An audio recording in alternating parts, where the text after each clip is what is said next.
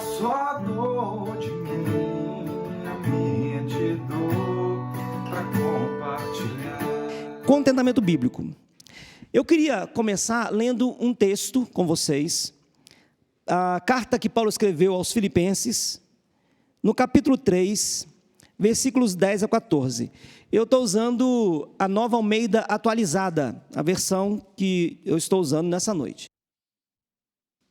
Então, eu leio, né? Carta de Paulo aos Filipenses, capítulo 3, a partir do versículo 10 até o versículo 14, diz assim: o que eu quero é conhecer Cristo e o poder da sua ressurreição, tomar parte nos seus sofrimentos e me tornar como ele na sua morte, para de algum modo alcançar a ressurreição dentre os mortos.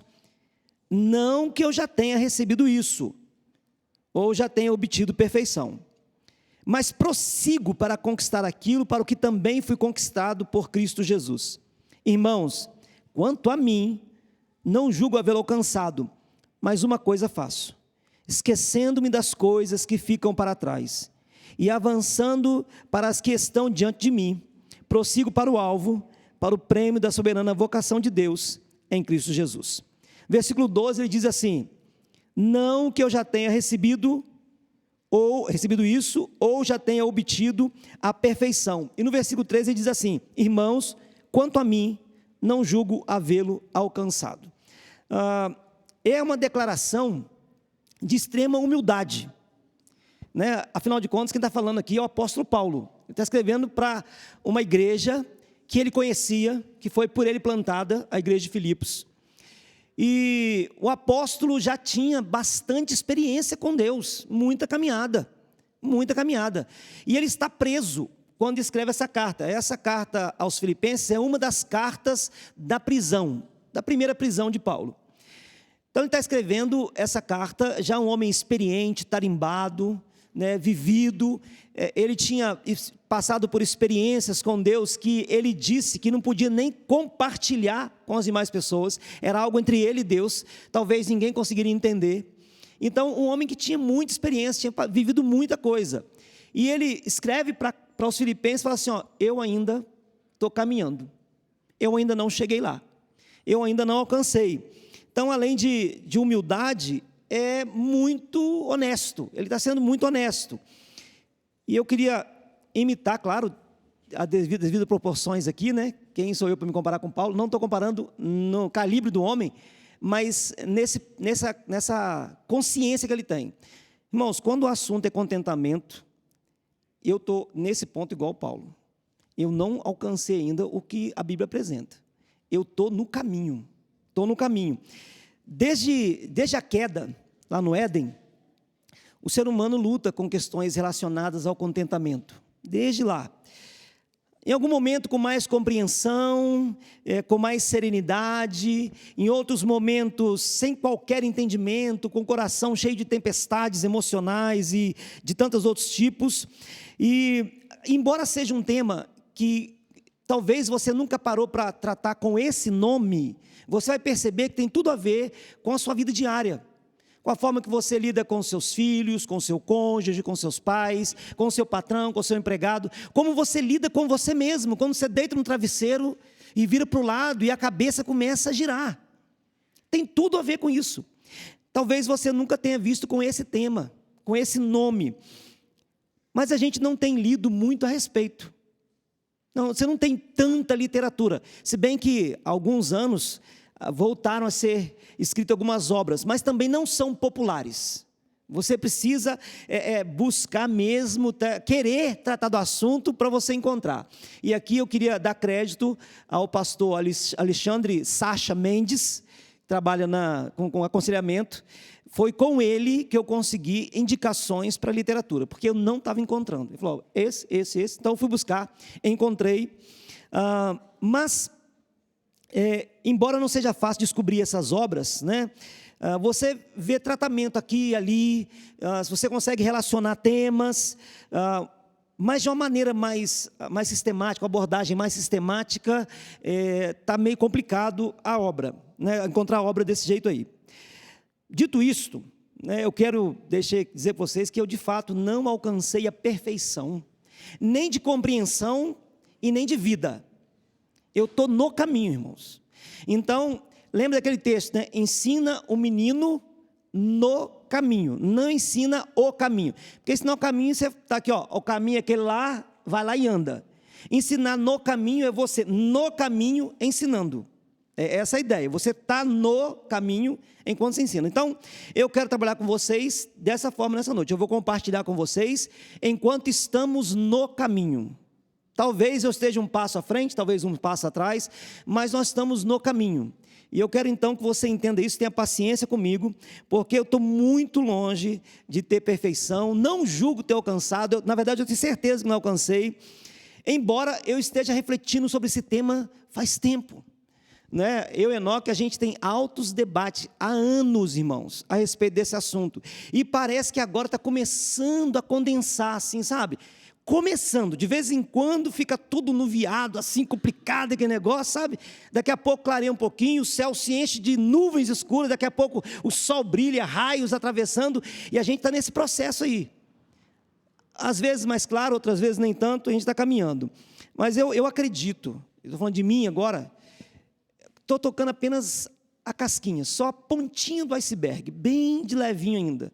Tem muita coisa para estudar e meu desejo aqui é instigar você a buscar mais conhecimento. Afinal de contas, é um congresso. Eu não estou pregando para você, é uma palestra mesmo. Então, eu quero que seja nesse formato. E como pastor, é até complicado, está acostumado tanto a pregar, que a gente pode querer dar um formato de sermão. Não é essa a ideia. É uma palestra mesmo.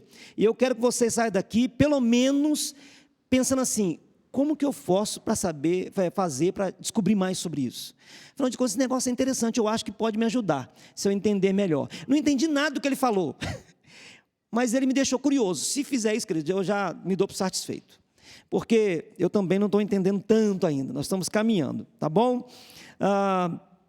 Então, nessa noite, eu quero fazer como aquilo que Jesus falou com Pedro, né? Quando você se converter, você confirma os seus irmãos. Jesus falou com Pedro, quando você se converter, cara, você vai lá e confirma isso. Então, quando eu aprender sobre contentamento mesmo, eu vou vir cá falar com vocês. Agora eu aprendi, mas por enquanto eu estou só no processo. Vamos lá. Falar um pouco da natureza, então, do contentamento. Quando a gente se refere a contentamento, quando a gente usa esse termo contentamento, de que nós estamos exatamente falando? Porque a gente usa o termo contente corriqueiramente. Não é verdade? E a gente usa esse termo intercambiável com outros. Por exemplo, alegria, felicidade. Não, estou contente que você chegou aqui.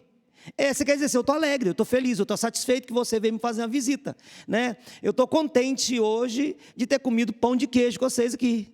Um pãozinho de queijo, café, bom demais da conta, senhor. Né? Uma coisa boa.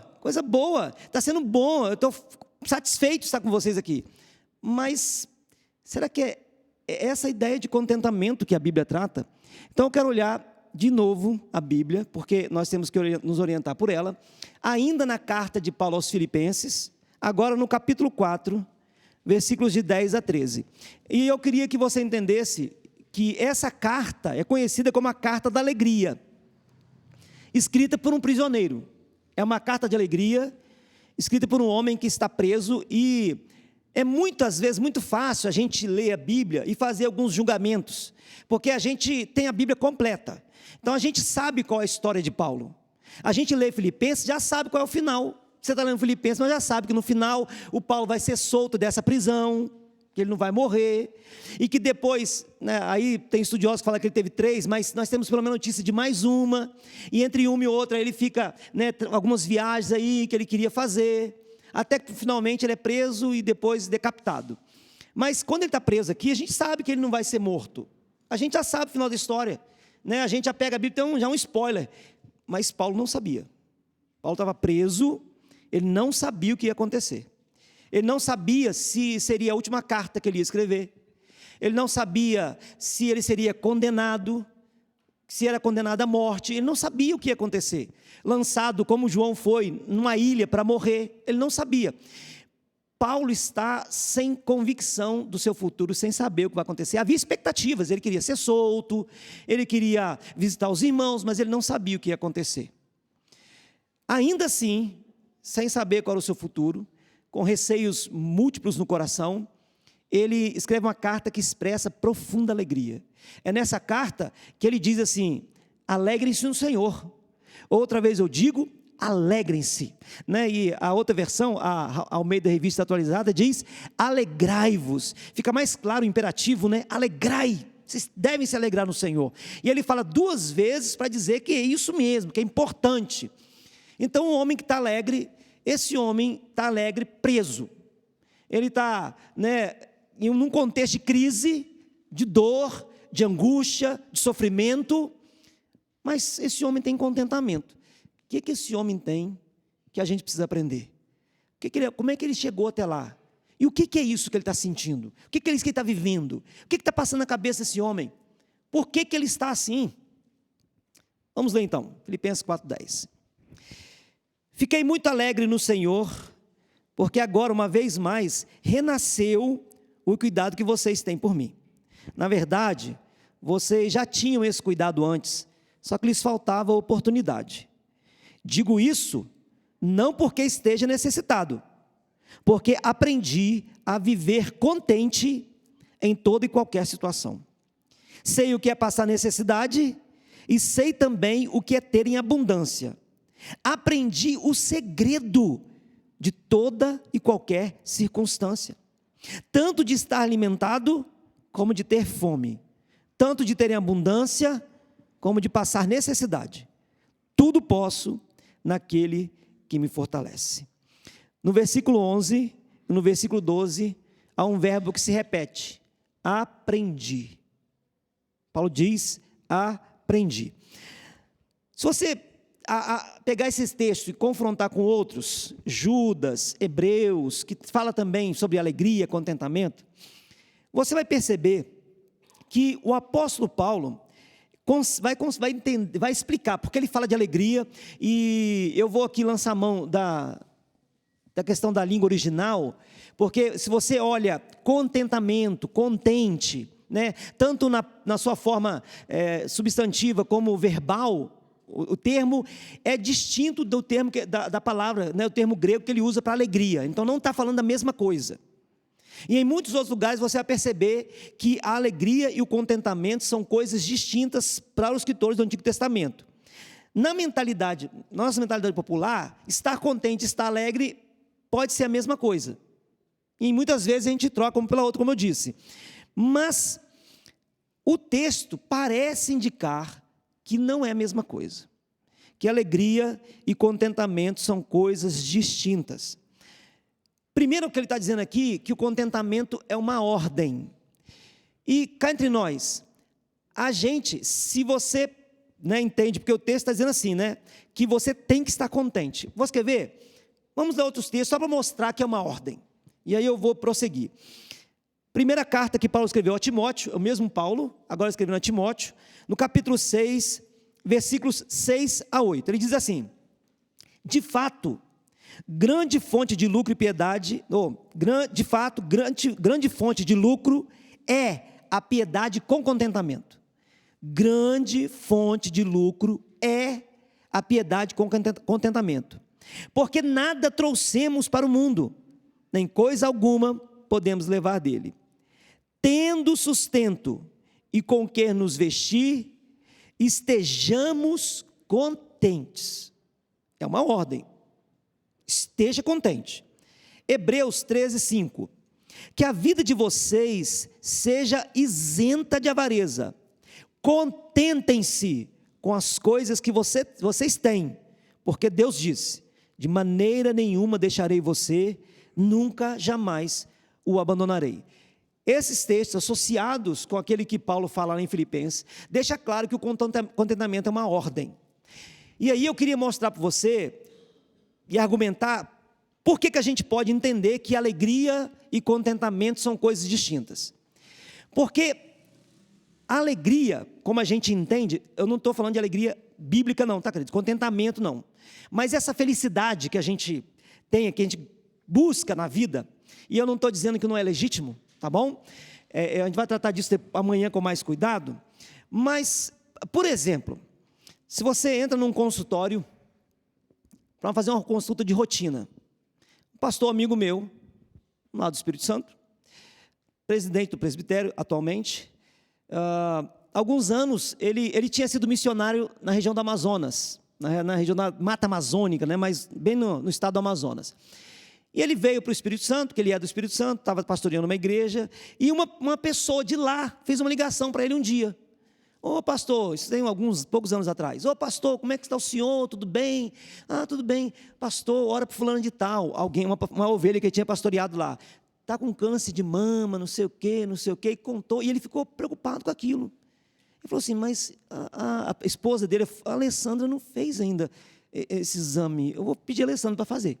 Ele recebeu um telefonema para orar por alguém. Aquilo criou para ele um estalo, né? É Deus, irmãos, não tem dúvidas, né? E ele então falou, Alessandra, vamos você fazer o exame, mamografia? Fez, e ela estava com câncer. E ela entra no consultório para fazer uma consulta, entregando para o exame, de rotina, porque alguém, mas não tinha perspectiva, não tinha dor, não tinha nada. Não tinha nada. E quando ela chega lá, o médico fala, você está com um nódulo no seio, parece que é câncer, e aí pronto, irmãos, começa aquela via sacra, né? Aquela via crucis, que a gente já sabe. Como é que a pessoa fica, irmãos, quando você sai de um consultório assim? Pensa bem. Você entrou apenas para poder mostrar um exame para o médico, de repente, aí recebe essa notícia. Pensa. Ou numa mãe que grávida, numa consulta normal, pré-natal, constata-se que o bebê tem hidrocefalia. Ou é um acéfalo. Anencéfalo que fala, né? Como é que fica? Imagina só a mãe. Às vezes você não está pensando nisso, porque talvez você não é mãe, mas pergunte a alguém. Como que você recebe as notícias? Não tem como você ficar feliz, irmãos. Ou tem? Nossa, que legal, agora estou com câncer, legal. Não tem como ficar feliz com isso. Então, se a felicidade, como nós entendemos, a gente troca felicidade por contentamento aqui muitas vezes. Se a felicidade é o mesmo que contentamento, a gente está pecando, porque a gente não consegue ficar feliz com câncer. Que bom, estou com câncer, muito legal, vou fazer uma festa, até um churrasco essa noite porque eu estou com câncer. Ninguém faz isso. Você não tem felicidade naquela hora. Mas a Bíblia não está falando de felicidade emocional, está falando de contentamento. E aí você precisa estar contente. E o Paulo fala assim, eu aprendi a estar contente em toda e qualquer circunstância. Se eu chegar no médico para mostrar um exame, falar, está tudo bem, cara, pode ir para casa, Você chegar lá e falar assim, você está com câncer de próstata. Eu estou contente. Não estou feliz, mas estou contente. É distinto, é diferente. E eu queria então continuar mostrando para você o que é. Estou na natureza do contentamento. Eu estou tentando mostrar que não é a mesma coisa que felicidade. E que essa ideia que a gente tem de alegria. Não é. Estar contente é um mandamento. Então, se você não está contente, logo você está pecando. Porque toda vez que tem uma ordem bíblica e você a desobedece, isso o nome disso é pecado. Não obedecer é pecado. Então, se a Bíblia fala que a gente tem que estar contente, eu mostrei para vocês aqui que tem que estar. Se não há contentamento, a gente está em pecado. E é uma coisa muito séria. Sabe por quê? Talvez você esteja assim, assustado com o que eu estou falando. Como assim? Não ter contentamento é um pecado. Sabe o que acontece? É que a gente vai vivendo num ambiente em que as pessoas estão todas vivendo de uma mesma forma. E quando o pecado é coletivo, a gente não consegue identificá-lo como tal. Você está entendendo? Se o pecado é coletivo, a gente acaba achando que é a regra do jogo, que é normal, que é assim mesmo. Não, querido. E eu estou aqui para dizer a você nessa noite que não. Né? Eu queria que você entendesse que nós fomos chamados para viver de uma forma diferente. E é para mim aqui que conversa bastante a concepção, o entendimento do que é revolução afetiva com o aconselhamento bíblico. Porque o aconselhamento bíblico é levar você a entender de fato como é que Deus quer que você viva. E não apenas isso, para mostrar a você que é possível viver da forma que Deus quer que você viva. Irmãos, Deus não é um fanfarrão. Você está entendendo? Ele não deu para nós ordens que nós não temos como cumprir. Para ficar lá, vamos ver lá, não consegue não, olha lá, sabia que não conseguia. Não, querido. Ele tem prazer de nos ver vencedores. Não é que Paulo fala lá em Romanos, em Cristo Jesus somos mais do que vencedores. Ele nos quer, Ele nos dá prova, não para a gente ser reprovado. Ele nos dá prova e espera que sejamos aprovados. Isso é tão verdade que Ele não nos prova além das nossas forças. E junto com a prova dá um escape, porque a ideia é assim, que sejam aprovados. Então, se Deus falou para todos nós que a gente precisa estar contente, quer dizer que é possível estar contente. E a gente tem exemplos bíblicos disso e ensinamentos da Bíblia sobre isso. A Bíblia ensina para a gente, a Bíblia que é supracultural, tá? Porque a dissertação de mestrado que eu produzi, o título é Revolução Afetiva, o surgimento de um novo ambiente social na cultura ocidental. Então existe um novo ambiente social que invadiu nossa cultura ocidental. Só que a gente não pode tolerar e aceitar como norma o que a cultura nos propõe. A Bíblia, que é supracultural, que está acima de nós, é que deve nos determinar a forma de viver. Então, a Bíblia está dizendo para a gente que não estar contente é um ato voluntário de rebeldia contra Deus. Eu estou apertando, né? Mas calma lá, daqui a pouco a gente vai chegar lá. Porque o Criador nos criou para ter contentamento. Ele nos formou de tal forma, nossa estrutura humana, ela é feita de tal forma que nós podemos ter contentamento. É possível ter contentamento. Só que, deixa eu te falar, com a queda, lá com Adão e Eva, ficou tudo bagunçado. Bagunçou a vida toda da gente, tudo foi bagunçado. Quando nós temos a doutrina da depravação total, não quer dizer que o homem é totalmente depravado. Quer dizer que todas as dimensões humanas foram depravadas em algum grau. Em alguma medida, tudo que nós somos foi afetado de alguma forma. Não é que você é plenamente mal, você é totalmente depravado. Não é isso. Mas tudo que você é, todas as dimensões do seu ser, foram tocados pela queda. E essa parte do contentamento também foi afetado. Logo, quando você se entrega a Jesus, que é o começo da restauração, você não entrega a vida a Jesus, ou você não é alcançado por Jesus, se converte, e no dia seguinte você está já vivendo contentamento. Porque o apóstolo Paulo diz assim, eu aprendi. Então, a gente não aprende o negócio de um dia para o outro, querido. Ainda mais algo que é contracultural. Algo que você vem absorvendo, ninguém chega e ensina para você, vou te ensinar como viver descontente. Não é isso que acontece. A gente vai vivendo, a gente vai absorvendo um estilo de vida que é contrário. E porque as pessoas à nossa volta também vivem assim, a gente fala, legal. Você dá um exemplo para você. Não vou perguntar se você já fez isso, não. Tá? Mas, eu vim para o seminário, eu tinha 31 anos. Vou entregando minha idade aí, Enoque. Enoque é mais velho que eu, tá? Então entrega dele, olha para ele primeiro, isso aí você olha para ele lá, né? Mas eu vim com 31 anos para o seminário. Com isso eu quero dizer o seguinte, que até esse tempo, eu não era pastor. Eu trabalhava igual a maioria de vocês, numa empresa, fiz concurso, esse negócio todo, né? E uma coisa que eu via muitas vezes, eram os funcionários falando mal da empresa e do patrão. Nossa, a empresa não presta. Esse chefe não vale nada. Não, isso aí é um carrasco. Não, eu estou ganhando pouco. Eu estou trabalhando muito. E reclama de tudo. E aí você entra na empresa, você fala assim, é verdade. Esse patrão não presta, essa empresa não vale nada. A gente acha assim, é normal fazer isso. É normal. Reclamar, viver insatisfeito com o lugar onde você está, é normal. Mas Paulo falou assim, eu aprendi a viver contente com isso. Se o patrão for ruim, está legal. Se eu estiver ganhando pouco, estou bem, estou resolvido. Está trabalhando muito? De boa.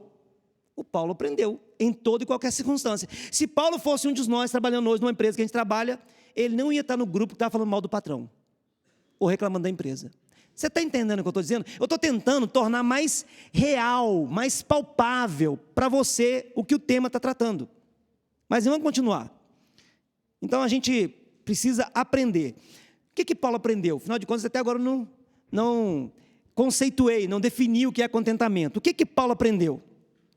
Que habilidade é esta que esse homem tinha de ficar contente em toda e qualquer circunstância. Outra coisa, se ele aprendeu, eu também posso aprender? Ou tem que ser para pessoas, fora da curva, como o grande apóstolo Paulo?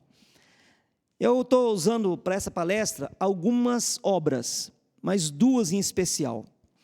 A primeira, para mim, a mais clara sobre o assunto, e é interessante, A gente vai buscar obras atuais e você encontra algumas. Tem o Segredo do Contentamento, tem outras que eu não estou lembrando agora, mas você pega essas e elas reportam a outras de séculos antes. Aí a gente vai na obra primária, que a gente está na obra secundária. E eu consegui as obras primárias. Então, eu estou usando aqui um livro do Jeremiah Burroughs, A Rara Joia do Contentamento, e A Arte do Contentamento Piedoso, de Thomas Watson. Essas duas obras são basilares para tratar desse assunto. Ambas do século XVII. Ambas do século XVII. Então, a gente precisa aprender, dois pastores puritanos tratando de um assunto tão importante. Então, ele diz o seguinte, Thomas Watson, o livro A Arte do Contentamento Piedoso. A doutrina do contentamento é muito superlativa, e até que a tenhamos aprendido, não aprenderemos a ser cristãos. Vou repetir, porque essa aqui, pensa como dói, A doutrina do contentamento é muito superlativa, é muito extensa, muito grande, mas até que a tenhamos aprendido, não aprenderemos a ser cristãos. O que ele está dizendo não dá para ser cristão e não ter contentamento. Ele está dizendo que ter contentamento faz parte da vida de um cristão, está associado, é o pacote. Você converte, então você vai aprendendo, vai desenvolvendo. Isso é muito importante, muito sério. E ele nos deu uma definição. E, irmãos, eu não vou tentar refazer a roda, recriar a roda. Então, eu vou pegar duas definições, uma do Jeremiah Burroughs e outra do Thomas Watson, para a gente entender o que é contentamento. Thomas Watson diz o seguinte: o contentamento é um temperamento amável de espírito. E aí eu queria destacar aqui, amável e espírito. Um temperamento amável de espírito, pelo qual um cristão, e veja bem, não é qualquer pessoa, um cristão, ele está associando o temperamento a uma vida com Cristo. Contentamento é um temperamento amável de espírito, pelo qual um cristão se comporta de modo equilibrado em todas as condições. Em todas as condições ele está senhor de si, está equilibrado, está bem, está resolvido, como a gente gosta de dizer. Estou resolvido nessa situação. Jeremiah Burroughs diz assim, e talvez seja a mais completa das definições que eu já vi: o contentamento cristão é aquele doce, interno, calmo, gracioso estado de espírito. Todos dois falam que é algo do espírito, o qual se submete e se deleita na sabedoria da disposição paternal de Deus sobre cada situação. O que ele está dizendo é o seguinte: o contentamento é aquela atitude de espírito que é doce, é graciosa, usando o Watson, é amável, e essa disposição se submete e se deleita em toda disposição paternal de Deus. Ou seja, o que quer que Deus faça, eu estou tranquilo, submisso, e não apenas submisso, porque veja Jonas, o Jonas estava submisso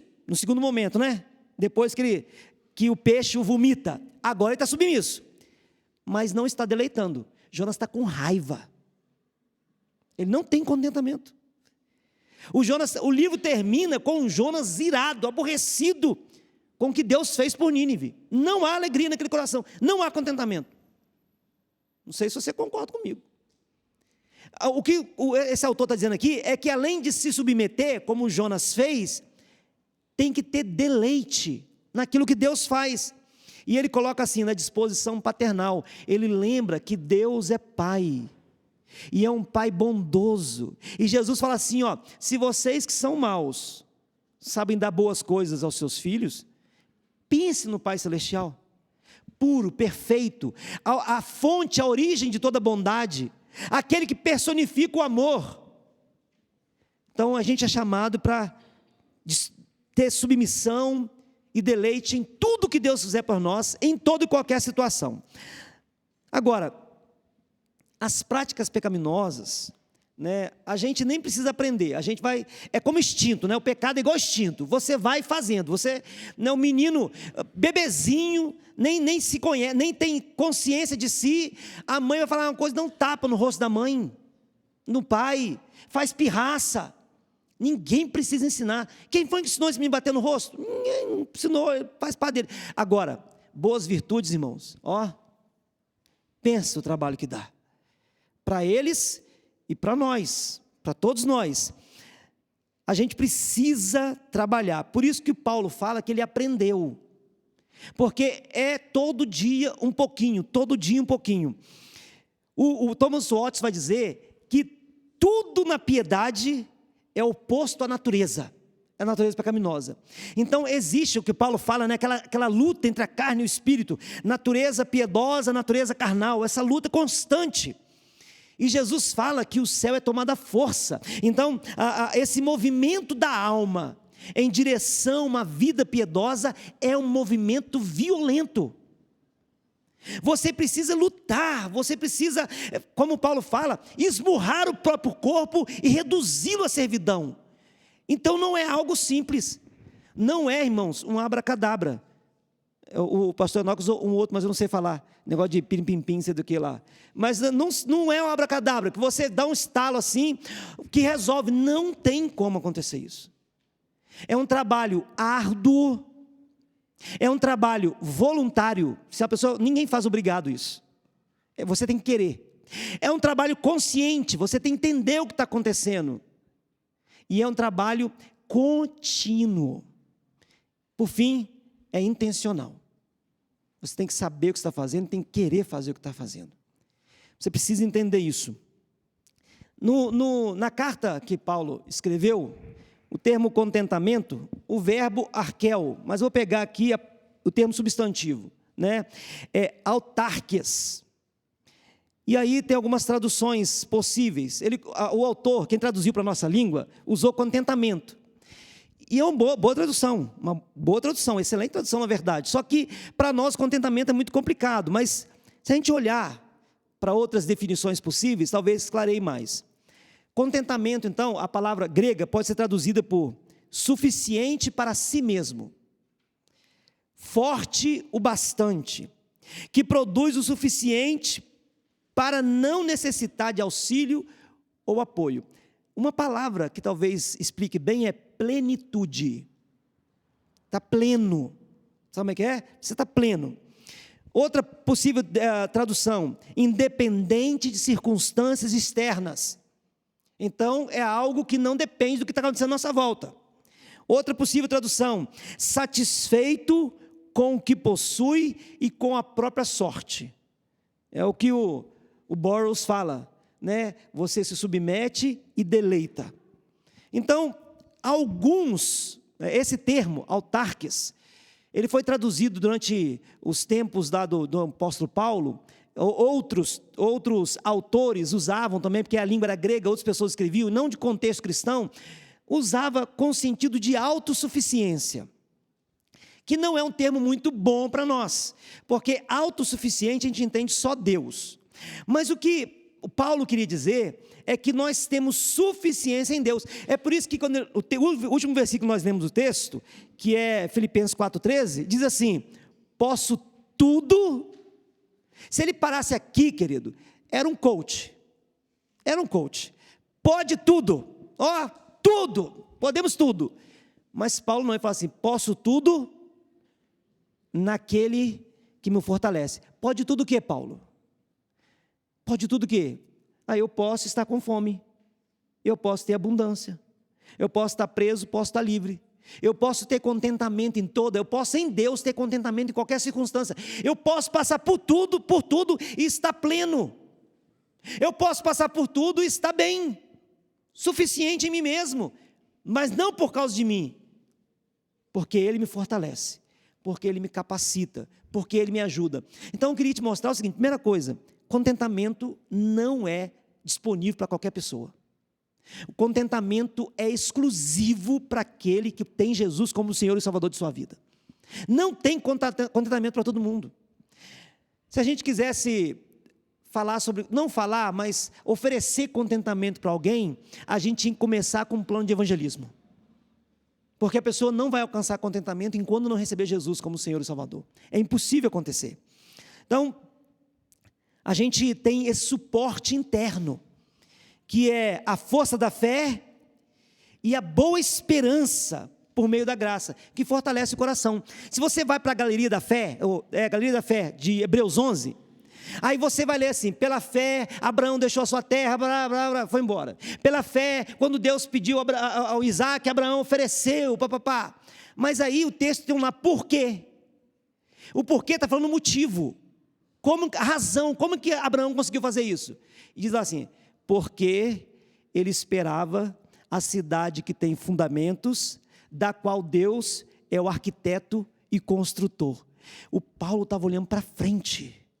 A perspectiva de Paulo é para frente, e essa perspectiva o fortalecia para andar. Irmão, só quem tem Jesus consegue fazer isso. Só quem tem Deus como Senhor e Salvador consegue fazer isso. Quando foi falado aqui, a Débora, hoje na mesa redonda aqui, no podcast aqui, Vitral Podcast, falou o seguinte, que o primeiro aconselhamento, citou alguém que falou isso, aconteceu lá no Éden. E você presta atenção como foi o primeiro aconselhamento. Deus não falou assim, ó, vocês pecaram, mas vamos resolver esse negócio aqui agora, vocês vão ficar bem daqui de hoje em diante, porque Deus vem conversar com eles, Deus perdoa pecados, então Deus, a partir de hoje está tudo certinho. Não, Deus fala assim, ó, da semente da mulher vai nascer um. Falou assim: Adão e Eva, olhem para frente. Adão e Eva, vivam de esperança, e essa esperança é suficiente para manter vocês. Só quem tem esperança tem contentamento, não é possível. E só tem esperança quem tem Jesus, porque Ele é a base da esperança. Então o contentamento começa com o evangelismo. E aí eu já entrei na origem do contentamento. A origem é o próprio Deus. Deus é a origem do contentamento. O contentamento não é algo que você conquista, é algo que você absorve de Deus, aprendendo de quem Deus é. É algo dado, uma dádiva entregue pelo próprio autor e criador de todas as coisas. Não é possível, irmãos, ter contentamento com uma vida desregrada. O contentamento, o caminho do contentamento passa pela santidade. Por que eu estou falando isso? Porque se você não tem contato com Deus, você não tem contato com a fonte do contentamento. É simples o que eu vou explicar para vocês. Essa semana a gente ia viajar, então fui fazer uma manutenção no carro, em vez de carro, e aí eu liguei o farol um dia à noite lá, aí o Tiago, meu sobrinho, estava lá, falou assim: ó, o farol direito está apagado. Falei, está apagado? Não, está queimado. Falei, poxa vida, está queimado, coisa e tal. Aí eu falei, não, eu tenho uma lâmpada lá que eu comprei um tempo atrás, vou trocar. Eu mesmo faço isso, meu pai tinha oficina, aprendi muita coisa, fui lá, tirei o farol. Quando eu fui trocar a lâmpada, eu olhei e falei, está queimado, Tiago. Falou, não está não. Aí levantamos assim, e aquelas resistências estavam partidas. Uma não estava tocando na outra. Não tinha como passar energia, não acendia. O rompimento da resistência, o contato de um fio tocando no outro, o rompimento impediu a corrente elétrica de passar e a energia não se fazia, não tinha luz. Precisava estar conectado. Eu fui e comprei uma outra lâmpada nova, que estava conectadazinha, certinha, colocamos lá, resolveu o problema. Com a gente é mais ou menos assim. Se você estiver conectado com Deus, a energia passa e tem luz, querido. Se tiver partido, você pode ter um bom carro, você pode saber mexer com ele, não tem luz, não passa corrente elétrica, tem que estar ligado. E aí, lá o Isaías nos ensina, fala assim, ó, Deus fala através dele, porque os vossos pecados fazem separação, corta a corrente elétrica, né? A conexão entre vós e o vosso Deus, de forma que Ele não ouve vocês. Desse jeito está lá. Isaías 59. A gente precisa entender que Ele é a fonte, é a origem. E para que você receba, você tem que estar conectado com Ele. Contentamento é algo interior da alma. E é onde o Espírito Santo vem residir, vem morar, vem trabalhar em nós. E com isso, a gente aprende o seguinte, que não é a solução das coisas que estão à nossa volta que resolve o nosso problema. Eu não sei se eu já contei para vocês uma experiência que eu tive anos atrás com a minha filha. Eu tenho 3 filhos. O maior tem 23, o do meio tem 16 e a mais nova tem 10. Deixa eu ser capixaba, 10, tá bom? 10, não 10, não 10, 10. E na época, ela tinha uns 4. Estava em casa, lá, assistindo TV, com ela sentada do meu lado. De repente, um blackout. Não acabou a luz da minha casa, foi um blackout geral, acabou tudo. E estava uma noite sem lua, sem estrelas, então ficou um breu, tudo escuro mesmo. Eu tinha lá em casa aquelas lâmpadas de emergência, só que eu tinha tirado, não sei porquê, estava guardado em algum lugar. Eu levantei, quando eu levantei e ela percebeu que eu levantei, ela começou a gritar desesperada. Eu estava indo para buscar a lâmpada. Eu já estava no meio do caminho, mas ela estava desesperada. Eu fiquei assim, preocupado com o desespero dela. E ao invés de eu pegar a lâmpada e voltar, eu voltei. Falei, eu pego e depois vou buscar a lâmpada com ela. E ela estava desesperada. Aí eu peguei a mão dela e falei assim, calma minha filha. Na hora que eu peguei a mão, na hora ela parou de chorar. Veja bem, peguei a menina, fui no quarto, peguei a lâmpada, acendi, mas ela não estava chorando mais, estava tranquila e segura. Ela não parou de chorar depois que a luz chegou, ou depois que eu acendi a lâmpada de emergência. Ela parou de chorar quando eu segurei na mão dela. O problema ainda estava lá, falta de energia, mas ela estava segura. O que a gente precisa, irmãos, não é a solução do problema, a segurança do Pai que segura a nossa mão. Você está entendendo? Você precisa estar com Ele, senão não tem jeito. Ele é a fonte, Ele é o sustento, Ele que ampara, é Ele que transfere para nós isso. Não é o que nós buscamos, eu queria que você entendesse de uma vez por todas, não é a solução de todos os nossos problemas, porque se fosse, Jesus ia oferecer isso para a gente. Ele oferece contentamento apesar da crise. Ele falou assim, nesse mundo, vocês terão aflição, mas tenham bom ânimo. Em outras palavras, tenham contentamento. Quer dizer, é possível, apesar das aflições, ter contentamento. É possível. Só que tem que estar lá, Pode estar tudo escuro, se você estiver bem seguro, fica tranquilo. É possível. Ele é a fonte. E o contentamento não é algo assim, pontual, que acontece uma vez ou outra, é algo habitual. É uma disposição contínua do coração.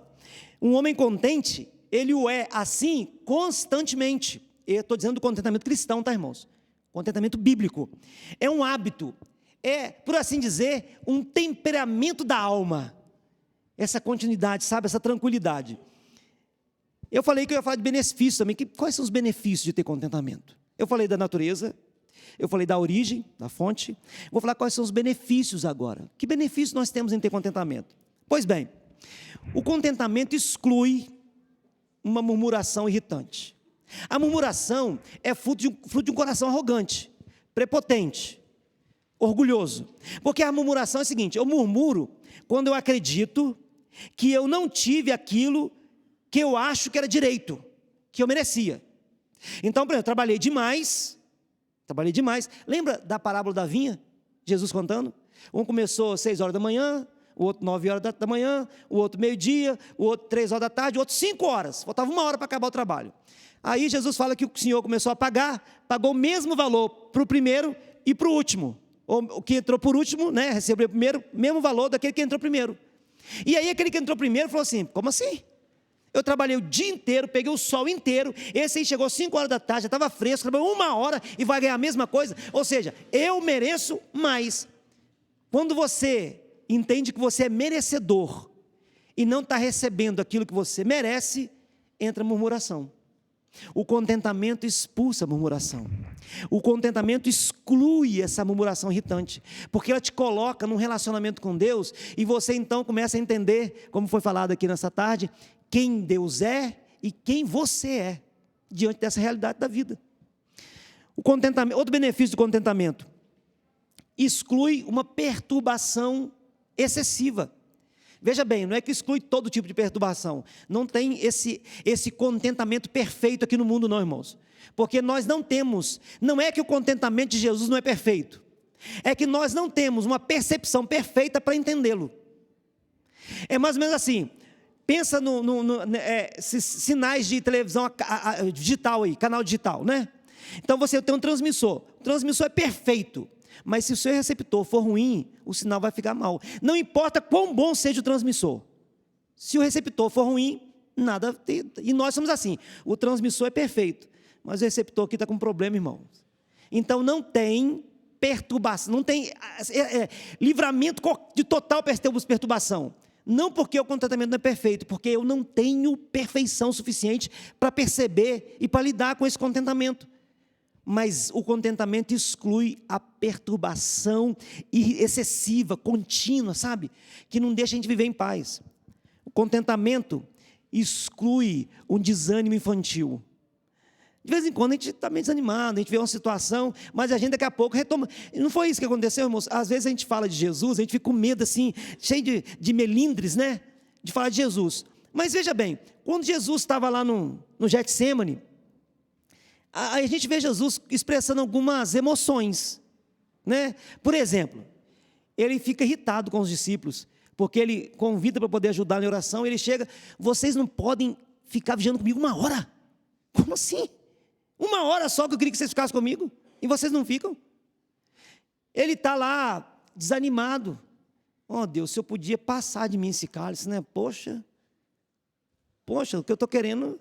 E ele não fala uma vez, não, fala 3 vezes.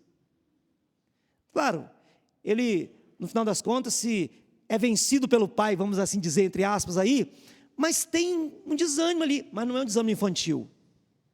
É um desânimo assim, poxa vida, enfrentar a cruz, isso tudo, o pecado de todo mundo em cima de mim, se eu podia mudar, seja feita a vontade do Senhor. E quando ele volta, e contra os discípulos, dormindo, falou assim, pode dormir agora, o traidor está chegando aí.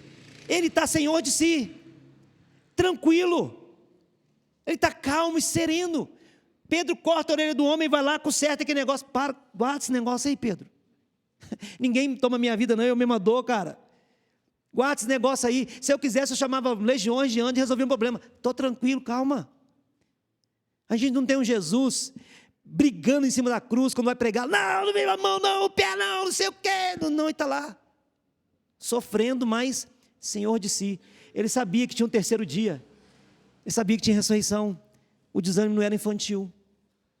Ele de vez em quando dá uma titubeada, mas daqui a pouco retoma a caminhada. Ele sabe quem é, sabe para onde está indo. Ele sabe de onde ele tinha vindo. Além disso, o contentamento exclui o desespero. Claro, porque planta esperança no coração. Exclui o desespero. Exclui o medo. E algo que tem tomado a vida dos homens hoje é o medo, né? Paulo estava lá preso. Será que eu vou ser solto? Quantos anos de prisão terei? Trabalhos forçados, lançado numa ilha, decapitado, enforcado, crucificado. O que vai acontecer? Não sei. Mas ele está contente em toda e qualquer situação. Não está com medo. O medo não domina. O verdadeiro amor lança fora todo medo, não é isso? É isso que está acontecendo com o nosso irmão Paulo. Sabe, irmãos, o verdadeiro conforto, e não importa o que você está querendo procurar nesse mundo aqui. O final, o que a gente procura, seja num relacionamento, seja num trabalho, seja numas férias, num final de semana descansando, seja a realização, um diploma na parede, um reconhecimento, 1 milhão de seguidores na rede social, seja o que for. Sabe o que a gente está buscando no final? Conforto. Sabe o que é? Descanso, alívio. Mas o conforto depende do contentamento. O conforto, ele só vem do contentamento, não é o contrário, não. Não é o contentamento, não, quando eu encontrar tudo que eu quero, aí eu vou ficar contente. Não.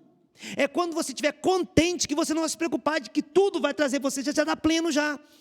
É como assim, você comeu, se alimentou, está satisfeito. O cara vem te oferecer, mas não quer mais não. Não, mas é o que você mais gosta. Não, já estou satisfeito. Não preciso de mais. Estou pleno, estou tranquilo. Não preciso de mais.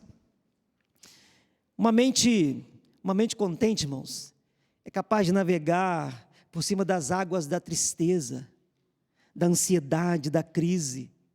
Mas quando o descontentamento entra no coração, a vida pode naufragar nesse mar de tristeza. A gente precisa entender. Estou caminhando para o final, então deixa eu falar do caminho aqui. Como que eu chego? Como eu alcanço isso aí, pastor, que você está falando? Essa segurança, essa convicção, essa fé, né? Esse realizar, como que alcança isso? Então, o contentamento, como eu disse aqui, é uma ordem, um preceito divino. O contentamento também vem do relacionamento com Deus, e ele é uma promessa para nós. Quando Deus fala de contentamento, ele fala com promessa. Então, o contentamento é algo que fica dentro do coração, não é algo que a gente pode palpar, não. Dentro do coração, não dá para medir. Deixa eu medir aqui quantos graus de contentamento tem o pastor Enoque. Bota o termômetro, não existe contentômetro, né? Não tem contentômetro, não dá para saber. Mas dá para perceber em algumas evidências. E eu queria te mostrar como que você pode caminhar pela vida aí, encontrando e absorvendo e aprendendo, como nosso irmão Paulo, a viver contente, né? Como você pode ter essa paz plena. Então você, como eu disse no início aqui, o primeiro passo é o relacionamento com Jesus. Receber Jesus como Senhor e Salvador. E nessa ordem, tá, irmãos? Porque tem gente que quer ser salvo, mas não quer ter Jesus como Senhor. E tem gente que acredita que é salvo, mas não tem Jesus como Senhor. Não, estou salvo do inferno, mas eu vivo da vida do meu jeito. Não tem. A Bíblia fala que com a boca se confessa que Jesus é Senhor, e com o coração crê. Então você recebe Jesus como Senhor, e depois você é salvo pela fé implantada no coração. Você precisa receber Jesus como Senhor. Está lá Romanos capítulo 10. É assim que funciona. A gente fica pregando Jesus como Salvador. Não, você tem que receber Jesus e ele é Salvador. Mas o apóstolo fala no capítulo 10. E deixa eu ler com você esse texto aqui. João capítulo 10, Romanos capítulo 10.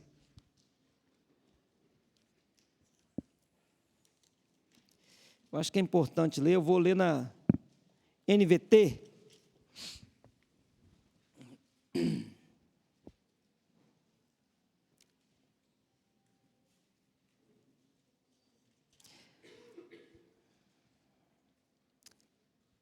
Versículo 9. Se você declarar com a sua boca que Jesus é Senhor, e crer em seu coração que Deus o ressuscitou dos mortos, será salvo. Declara como Senhor e crê no coração, depois vem a salvação. O processo não é o inverso, querido. Não, eu quero Jesus como Salvador, quem sabe talvez um dia eu o obedeça. Não. Primeiro você tem que declarar Jesus como seu Senhor, e então você é salvo. Então você recebe Jesus como Senhor e Salvador, ou não recebe de forma alguma. É assim que funciona. Então você precisa começar a crescer na fé, tão logo você entregue sua vida a Jesus. E aí crescer na fé, querido, é feijão com arroz, né? É isso aí, Bíblia e oração, não tem jeito, é Bíblia e oração.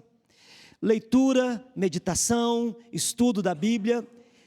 Talvez a gente podia incluir aqui vida comunitária, a gente pode incluir aqui adoração, né, os cultos públicos, a gente pode incluir outras coisas, mas especialmente Bíblia e oração.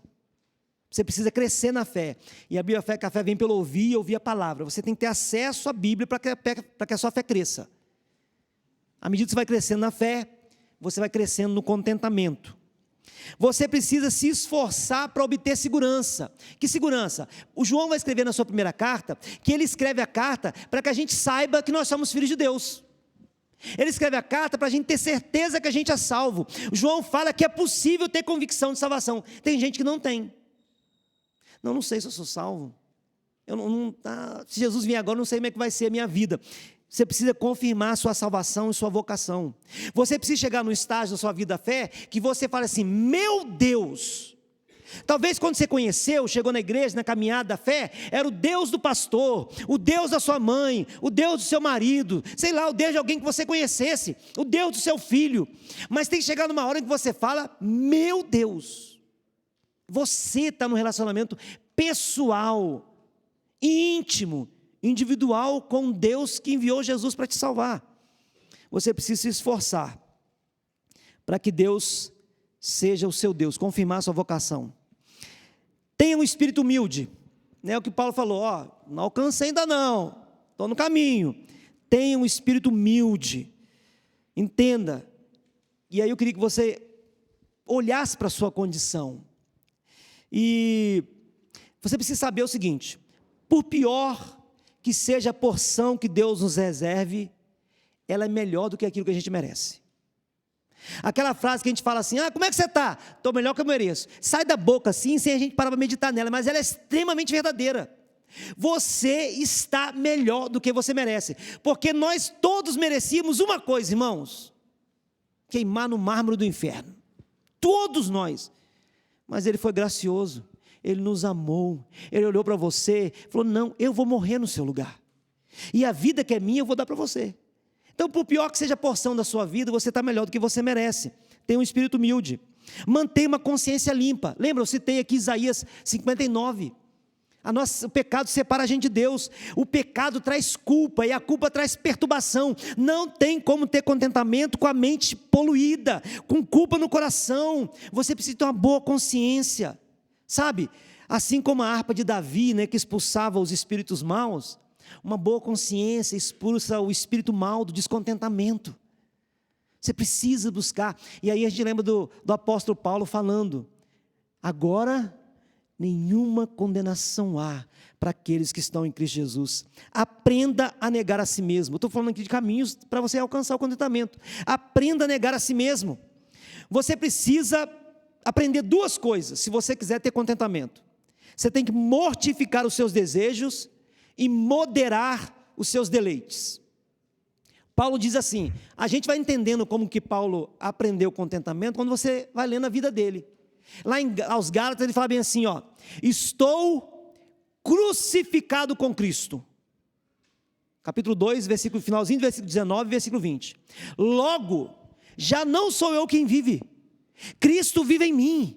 E a vida que eu agora vivo, não vivo para mim mesmo, vivo para aquele que me amou e a si mesmo se entregou por mim. Então, você precisa mortificar seus desejos. Não sou eu mais quem vive, eu estou crucificado com Cristo. E você precisa moderar os seus deleites.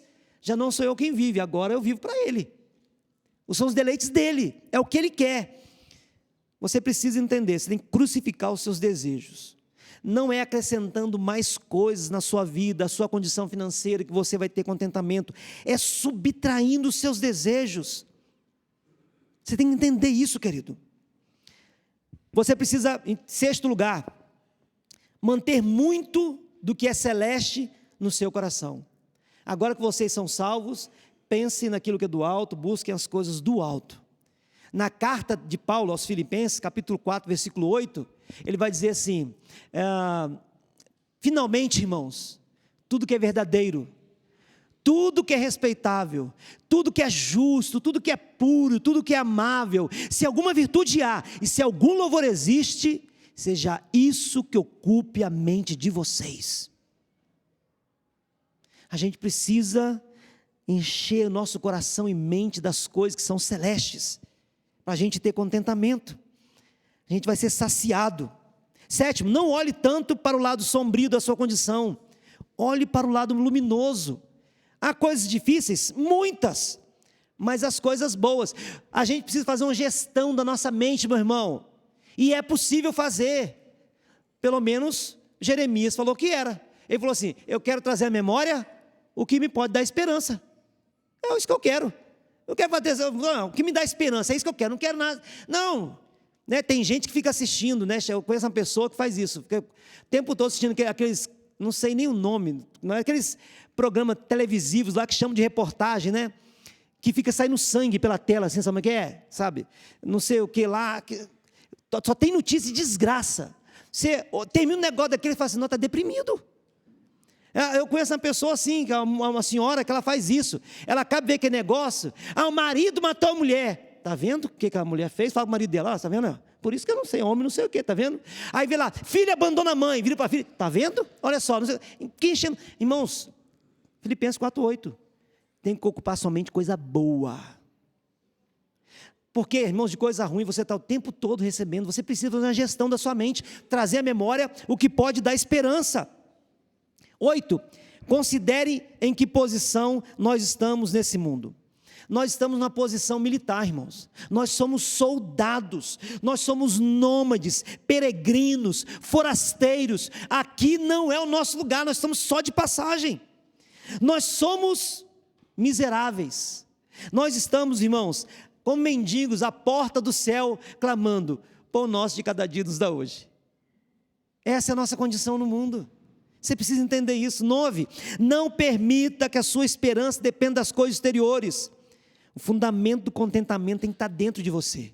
Do seu interior fluirão rios de água viva. Compare frequentemente a sua situação. Compare com aquilo que você tem e com aquilo que você acha que merece. Traga à memória as misericórdias de Deus, as misericórdias que você recebeu. Irmãos, das misericórdias que você recebeu, nenhuma delas você merecia. Nenhuma você merecia. Mas das aflições que você tem, a gente até merecia um pouco mais. Pensa na sua condição. Estou terminando. Não leve sua situação para a sua mente. Leve a sua mente para a sua situação, uma mente transformada. A Bíblia fala que nós temos a mente de Cristo. Leve a sua mente para a sua situação. Uma mente renovada, transformada, cheia da presença do Senhor. Leva ela, rebaixa o seu coração. Busque entender o que está acontecendo. Não são celeiros maiores. É um coração mais estreito que nós precisamos. Pense na vaidade da criatura. Aí, leia Eclesiastes. Pense nisso. O mundo é como sombra, irmãos. A nossa vida passa, de repente. O mundo pode até ser encantador, mas é enganoso, irmãos. E é muito enganoso. Então, quanto mais envolvido você estiver com o mundo, mais você estará envolvido com a vaidade que tem nele. Você precisa se envolver mais com o Senhor. Cuide da sua imaginação. Vou fazer uma propaganda aqui. Tem um vídeo, Vitral Podcast, com Emílio Garófalo, que fala exatamente sobre isso. Foi na FEFIC, né? Fala de imaginação. Tem cristão produzindo coisa boa. Livro de aventura, de imaginação, ficção, irmãos. Coisa boa. Você precisa cuidar da sua imaginação. A Bíblia fala que assim como nós pensamos, nós somos. A linguagem é importante. Você pensa do jeito que você fala. E você age do jeito que você pensa. Cuide da sua imaginação. O preço de uma coisa depende do valor que você dá imaginativo. Por exemplo, lá onde eu moro, eles têm negócio de torneio de passarinho. Não sei se aqui em Belo Horizonte tem. Então eles gostam muito de coleiro, trinca-ferro. Coleiro, irmãos, um passarinho desse tamanhozinho, menor que pardal. Desse tamanhozinho assim. Aí teve numa cidade vizinha, lá em Alegre, um torneio de coleiro. Um cara veio de São Paulo, porque gostava também. E aí o cara veio de São Paulo de carro, veio com uma Hilux. Quando acabou o torneio, ele ofereceu a Hilux dele no carro, no passarinho. O cara falou assim: não quero não. Não, eu te dou a Hilux mais 20 mil. Não quero não. Mais 40 mil. Fechou a Hilux mais 50 mil. Irmão, você acha que eu vou dar? Eu pago 10 reais num quilo de frango, irmãos. Eu vou comprar 50 mil num passarinho desse tamanhozinho? Mas sabe o que? A imaginação da gente dá valor às coisas, você está entendendo? Vê se eu vou fazer isso. Mas a imaginação dessas pessoas está diferente da minha. Cuide da sua imaginação, meu irmão. Cuide, o preço das coisas tem a ver com aquilo que você imagina. Cuidado, cuidado. Desde a queda, a imaginação está corrompida. Você precisa restaurar diante de Deus. Não adule a sua carne. Não adule a sua carne. Não permita que ela tome as rédeas da sua vida. Tadinha da carne, né? Afinal de contas, eu mereço, pastor, esse descanso. Eu mereço esse lazer. Mas é domingo, vem para a escola domingo. Pastor, eu acordo cedo a semana toda, acordar cedo domingo. Faça-me um favor, né? Afinal de contas, eu mereço. Cuidado, não adule sua carne não, tá? Não adule a sua carne. Ela não vai perdoar você. Não vai perdoar você. A carne é inimiga, irmãos, de nós. É inimiga do contentamento. E produtora de sofrimento como nunca. A carne nunca fará de ninguém um Marte. Nunca. ela vai buscar se salvar com todas as forças, não adule sua carne. Pense em Jesus no Getsêmani. Ele sacrificou a carne para que eu e você estivéssemos aqui nessa noite com esperança de salvação. Medite muito sobre a glória que há de ser revelada em nós. Se nós pensamos em Cristo, ou na vida cristã, apenas nessa vida aqui, nós somos os mais miseráveis de todos os homens. A gente tem que pensar no que vem, porque a glória que em nós há de ser revelada não pode ser comparada às aflições que nós temos nesse mundo. E por fim, ore. Mas ore muito. Ore muito. O texto fala assim, está alguém entre vocês aflito? Ore. Não são as suas fortes resoluções, as suas decisões que vão mudar a sua vida. São as suas súplicas diante do altar. Deus me ajuda, Deus me alivia. É pela oração que Cristo entra na alma, que traz um vento fresco para nós, sabe, irmãos? Areja a nossa alma. Seja qual for a sua condição, seja a condição em que Deus te colocou, é possível ter contentamento. O nosso Pai eterno, juiz desse mundo, sabe o que é melhor para nós, e dentro da sua providência, Ele vai produzir o que é melhor para nós. Eu quero concluir lembrando de Romanos de novo, capítulo 8, versículos 28 e 29. E o 28 é muito conhecido por nós, mas o 28 tem que ser lido à luz do 29. O 28 diz assim: sabemos que todas as coisas cooperam para o bem daqueles que amam a Deus e são chamados segundo os seus propósitos. Qual é o problema desse versículo? Pastor, tem problema no versículo? Não. O problema da interpretação. É o conceito de bem. Sabemos que todas as coisas cooperam para o bem. Aí, se a sua imaginação estiver corrompida, o conceito de bem pode não ser o que a Bíblia está colocando como bem. E eu queria te ajudar nessa noite a entender que todas as coisas cooperam para o bem que a Bíblia diz que é bem. E aí qualquer coisa que aconteça, porque você fala assim, poxa vida, e aí eu vou falar com muito temor no coração, e tremor no coração, eu tenho filhos, eu não quero passar por essa experiência, mas eu sei que tem gente que já passou. A pessoa falou, pastor, você está falando aí porque você não sabe, perdeu um filho. Como é que alguém que perde um filho diz que todas as coisas cooperam para o bem? Como que o senhor pode ter a ousadia de falar isso? O senhor já perdeu um filho para poder falar? Não, mas a Bíblia fala. Mas não é para o meu bem. Depende.